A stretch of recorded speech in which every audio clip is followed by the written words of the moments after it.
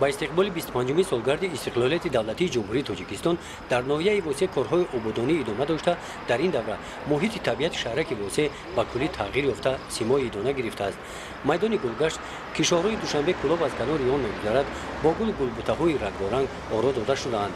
مهمانانی که از این راه میگذرند این منظره دقت آنها را به خود جلب می‌نماید. فصل تابستان گلگشت جای استراحت و فراغت ساکنان ناحیه گشته است.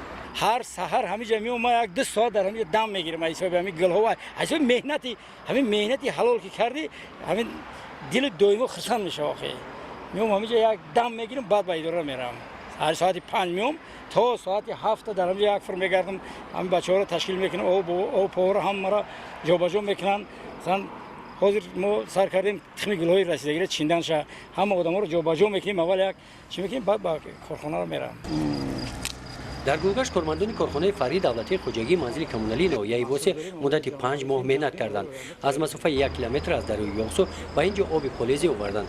برای حاصلخیز گرداندن خاک گلگشت از نیروهای مینرالی استفاده نمودند. ارچه‌ها هم سبز کردن. برای ارچه‌ها رو سبزاندن ما سال گذشته همه رو همش در هر یک جایی که همه ارچه‌های نو شناندگیم در همینجا گل‌های رو سبزاندیم که همین ارچه‌های همین بخوای همین ارچه‌ها رو نگه داره نمناک نگه داره که همین قاق نشوند و به سبزانی امسال همه چسبیدگی همین ارچه‌های پر شناندگی ما.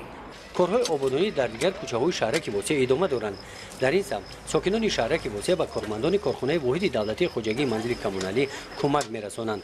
در نتیجه حشرهای عمومی که در این دوره در شهرک واسه با تشبث جماعت شهرک تشکیل گذارنده شدند، کارهای نظارت اجرا کرده شدند. طبق هدایت اساتذه صلح و وحدت ملی پیشوای ملت محترم جناب عالی امامعلی رحمان و با سپارش پروتکل رئیس ولایت و سپارش پروتکل رئیس ناحیه در حدود جماعت شهرک بخصوص در کوچه‌های برنامه خرایف، کوچه‌های برنامه عبدالولی میرزا بابایف و کوچه عبدالولی میرزا کارهای و تعمیر کوچه‌ها برای راهروها تعمیر کرده شد و در حدود جماعت شهرک واسط در محله امیرشاه با تشبث صاحبکار ابرار سیدجعفر یک چاه عمودی کنده به استفاده داده شد که در این چاه عمودی کوچه‌های برنامه حسن سفر و کوچه برنامه عزت‌الله رحیم و خود کوچه امیرشاه از آب نوشاکی تنقیص نمی‌کشند. ساکنان ناحیه واسه اقدام گرفتند که تا روز جشن 25 سالگی استقلالیت دولتی جمهوری تاجیکستان با مانند شهرک واسه در دیگر جماعت‌های دهات راه‌های محلی تعمیر و از نو سازی کرده شده اطرافش گل شنانیده می‌شوند.